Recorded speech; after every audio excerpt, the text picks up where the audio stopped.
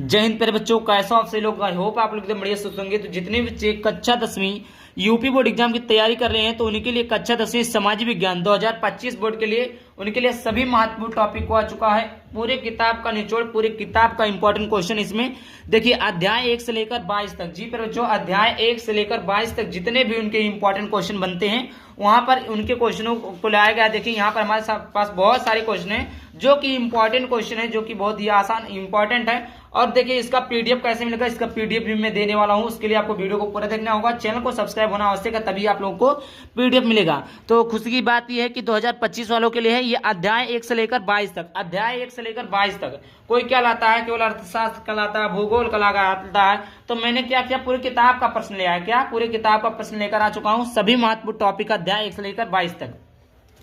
तो ये वीडियो को देर ना करते हुए स्टार्ट करते हैं। तो सबसे पहले यहाँ पर देखिए जर्मनी का एकीकरण। प्यारे बच्चों, जर्मनी का एकीकरण मोस्ट इंपॉर्टेंट टॉपिक है। जी प्यारे बच्चों, जर्मनी का एकीकरण मोस्ट इंपॉर्टेंट टॉपिक है। ये आपका मोस्ट इंपॉर्टेंट टॉपिक है प्यारे बच्चों। क्या प्यारे बच्चों, मोस्ट इंपॉर्टेंट टॉपिक है। उसके बाद देखिए अगला प्रश्न है इटली का एकीकरण। इटली का एकीकरण वेरी इंपॉर्टेंट है, ये भी काफी ज्यादा इंपॉर्टेंट है, वेरी इंपॉर्टेंट प्रश्न है। ये सब बोर्ड परीक्षा में रिपीटेड क्वेश्चन है। फिर बच्चों जितने भी क्वेश्चन को हमने लिया है ना, तो ये 2015 जी पे बच्चों 2015 टू 2024 तक बहुत सारे क्वेश्चन इसमें से परीक्षा में आए, किसी ना किसी सेट में जरूर पूछा जाता है। ऐसे प्रश्नों को हमने लिया ताकि आप लोगों के लिए आसानी हो, आप लोगों को याद कर ले। ऐसा नहीं है कि ये इंपॉर्टेंट, बहुत ही ज्यादा इंपॉर्टेंट क्वेश्चन है। जर्मनी का एकीकरण, इटली का एकीकरण आप कहीं ना कहीं हर एक साल में किसी ना किसी पेपर के सेट में पूछा जाता है। तीसरा प्रश्न है 1789 फ्रांसीसी, ये आपका लिखा फिर बच्चों फ्रांसीसी, ये आपका फ्रांसीसी का कारण तथा प्रभाव लिखिए। तो देखिए ये भी आपका इंपॉर्टेंट है। 1789 फ्रांसीसी, ये जो हमने बताया है ये प्यारे बच्चों लॉन्ग क्वेश्चन में आता है। इटली का एकीकरण हो गया, जर्मनी का एकीकरण हो गया, 1789 फ्रांसीसी कारण तथा प्रभाव गए, ये सारे के सारे प्रश्न आपके लॉन्ग में पूछे जाते हैं प्यारे बच्चों। तो 1789 फ्रांसीसी का कारण तथा प्रभाव लिखिए, प्रभाव क्या है। तो ये प्यारे बच्चों लॉन्ग में वेरी इंपॉर्टेंट क्वेश्चन है, ये आपका 4 से 6 नंबर में पूछ लेगा प्यारे बच्चों। इसके बाद में आगे देखते हैं महात्मा गांधी के सत्याग्रह पर निबंध लिखिए। जी प्यारे बच्चों, महात्मा गांधी के सत्याग्रह पर निबंध लिखना है। प्यारे बच्चों देखिए महात्मा गांधी जी, देखिए आप लोगों को महात्मा गांधी के आप बोलेंगे इसमें क्या निबंध लिखना है, तो देखिए इसमें निबंध ये लिखना है कि महात्मा गांधी ने जैसे सत्याग्रह, कितने सत्याग्रह किए थे, जितना महात्मा गांधी द्वारा चलाए गए, मतलब सत्याग्रह था, खेड़ा था और उसके बाद में अहमदाबाद था। तो जितने भी आपके सत्याग्रह थे सभी सत्याग्रह को याद कर लीजिए और सभी सत्याग्रह का मिक्सर कर दीजिए, वही इसी को बोलते हैं निबंध। तो निबंध इस प्रकार हो गया। ये आपका लॉन्ग में ये भी पूछता है इंपॉर्टेंट क्वेश्चन सभी। देखिए अगर आपको लॉन्ग आता है ना तो आप शॉर्ट तो ऐसे ही लिख सकते हैं, तो आपको लॉन्ग आना आवश्यक है।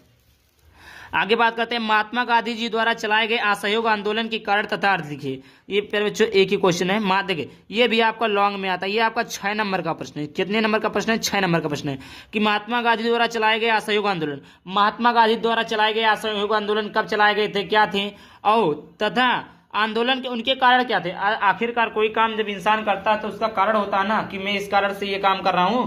तो आखिरकार जब महात्मा गांधी ने असहयोग आंदोलन चलाया था, आखिरकार क्यों, उसका कारण क्या था, क्यों चलाए थे, तथा इसका अर्थ क्या था। इसका अर्थ क्या है पर बच्चों, देखिए मैं वन शॉट लाऊंगा, जल्द लाऊंगा, जिसमें आप सभी लोग कंप्लीट चीजें पढ़ाई जाएंगी। आगे दिया हुआ महामंदी के कारणों को लिखिए। महामंदी के कारणों को हमें क्या करना है बच्चों, लिखना है। महामंदी के कारण, ये देखिए ये आपका 4 नंबर में पूछता है, वेरी इंपॉर्टेंट प्रश्न है, वेरी इंपॉर्टेंट है। महामंदी के कारणों को क्या करना है बच्चों, लिखना है। अगला है 19वीं शताब्दी के अंतरराष्ट्रीय द्वारा बताए गए 3 प्रकार के प्रवाह की व्याख्या कीजिए। पर बच्चों 19वीं शताब्दी में अंतरराष्ट्रीय या अंतर लिखा है यहाँ पर, ये नहीं रहेगा, अंतरराष्ट्रीय द्वारा बताए गए 3 प्रकार के प्रवाह की व्याख्या करना है। ये भी आपका मोस्ट इंपॉर्टेंट क्वेश्चन है बच्चों, भैया हर एक क्वेश्चन भाई मोस्ट है, सब मोस्ट इंपॉर्टेंट क्वेश्चन है। आगे लिखा है ब्रिटेन वुड्स संस्थान समझौता, ये आपको लिखना है, ब्रिटेन वुड्स संस्थान समझौता। कोई भी टॉपिक पढ़िए प्यारे बच्चों तो उसके बारे में कंप्लीट नॉलेज रखिए तभी पढ़िए। अगला क्वेश्चन है पहाड़ी क्षेत्रों में मृदा अपरदन तथा रोकथाम। पहाड़ी क्षेत्रों में मृदा अपरदन तथा इसके रोकथाम क्या है, most important question board exam 2025। अगला मोस्ट इंपॉर्टेंट क्वेश्चन है जेओ, तो बच्चों यहाँ पर लिखा है, सॉरी यहाँ पर ये नहीं रहेगा, जेओ तथा अजेय संसाधन। जेओ संसाधन क्या होता है और अजैव संसाधन क्या होता है, ये आपका मोस्ट इंपॉर्टेंट क्वेश्चन है। ये आपका जानते हो कैसे पूछा जाएगा, 2+2 में दे देगा कि 4 नंबर का प्रश्न देगा, जैव 2 नंबर का, अजैव 2 नंबर का, 2+2 में दे देगा। आगे बात करते हैं, अगला क्वेश्चन है जैव विविधता क्या है, महत्व समझाइए। फिर बच्चों जैव विविधता क्या होती है, जीवों में जान पाया जाता है। जैव विविधता क्या होती है, महत्व समझाना। इसका फिर बच्चों में क्या समझाना, महत्व समझाना है। आगे मृदा अपरदन क्या है, इस कारण सहित समझाइए। अब यम्मा रहेगा, मृदा अपरदन समझाइए। ये मृदा अपरदन क्या है फिर बच्चों, कारण सहित समझाना। तो आई होप इतना समझ में आ गया होगा कि आप लोगों को कैसे इसका क्या ऐसा क्या क्वेश्चन है, कितने क्वेश्चन इंपॉर्टेंट है, क्या क्वेश्चन इंपॉर्टेंट नहीं है। उसके बाद में देखिए फिर बच्चों और सारे हमारे पास इंपॉर्टेंट क्वेश्चन दिए गए। यहाँ पर देखिए इंपॉर्टेंट क्वेश्चन की कमी नहीं है फिर बच्चों, भरमार लेकर आए हैं, भरमार।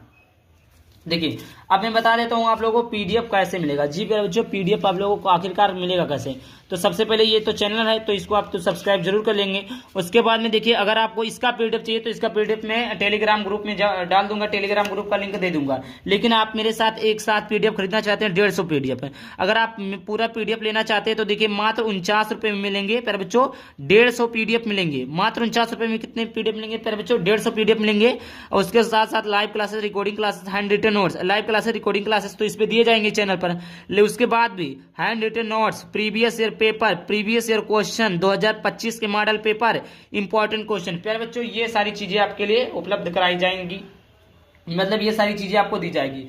देखिए कोई नहीं देता आप बच्चों, 49 रुपए में कोई नहीं देता, बट हम 49 रुपए में हैंड रिटन नोट्स भी दे रहे हैं, प्रीवियस ईयर क्वेश्चन भी दे रहे हैं, प्रीवियस ईयर पेपर भी दे रहे हैं, 2025 के मॉडल पेपर दे रहे हैं, इंपॉर्टेंट क्वेश्चन दे रहे हैं, सारा कुछ दे रहे हैं, हर एक सब्जेक्ट का दे रहे हैं। तो देर क्यों किस बात का, तो आप लोग इस नंबर पर पेमेंट करिए। जी प्यारे बच्चों कॉल कोई नहीं करेगा, आप लोग पेमेंट करके स्क्रीनशॉट भेजेंगे, क्लास का नाम लिख देंगे, तुरंत आपको पीडीएफ दे दिया जाएगा, तुरंत का तुरंत पीडीएफ दे दिया जाएगा। आपको करना क्या है, इस नंबर पर पेमेंट करके स्क्रीनशॉट और क्लास का नाम भेज देना है। आगे बात करते हैं मोस्ट इंपॉर्टेंट क्वेश्चन की तरफ। 3 राज्य के नाम जहां काली मृदा पाई जाती है, कौन सी फसल उगाई जाती है। देखिए 3 ऐसे राज्यों का नाम बताना है बच्चों जहां पर काली मिट्टी पाई जाती है। काली मिट्टी कहां कहां पाई जाती है, ऐसे राज्यों के नाम बताने हैं, और कौन सी फसल उगाई जाती है, काली मिट्टी पर हम कौन सी फसल को उगा सकते हैं, इसको बताना है। आगे मोस्ट इंपॉर्टेंट क्वेश्चन है पे बच्चों कि बहुउद्देशीय परियोजना के लाभ तथा हानि। बहुउद्देशीय परियोजना के लाभ तथा हानि क्या है, मोस्ट इंपॉर्टेंट है पे बच्चों, मोस्ट इंपॉर्टेंट क्वेश्चन। जी पर बच्चों सबसे ज्यादा मोस्ट इंपॉर्टेंट क्वेश्चन है। आगे है भारतीय कृषि की कोई 3 विशेषताएं। प्यारे बच्चों भारतीय कृषि की 3 विशेषताओं का उल्लेख करना है, सबसे ज्यादा मोस्ट इंपॉर्टेंट क्वेश्चन है, जो कि 2023 में पूछा गया था, 2023 में पूछा गया था। अगला चावल की खेती के लिए उपयुक्त भौगोलिक परिस्थितियों को वर्णन कीजिए। देखिए अब ऐसा नहीं है कि मैंने क्या बताया केवल काली मिट्टी के बारे में बताया तो आप लोग काली मिट्टी को पढ़ेंगे, नहीं। आप काली मिट्टी, पीली मिट्टी, लाल मिट्टी, लेटराइट मिट्टी, जितनी भी प्रकार की मिट्टियां होती सभी मिट्टियों के बारे में जब गहन अध्ययन हो जाएगा, अच्छी आपके पास नॉलेज हो जाएगी, तो कोई सभी मिट्टी दे देगा, उसके बारे में पूछ लेगा तो आप बता देंगे। समझ में आ गया। कृषि की 3 प्रमुख समस्या का वर्णन कीजिए। जी प्यारे बच्चों ये सबसे ज्यादा मोस्ट इंपॉर्टेंट क्वेश्चन है। क्यों मोस्ट इंपॉर्टेंट क्वेश्चन है, क्योंकि ये कृषि उत्तर प्रदेश एक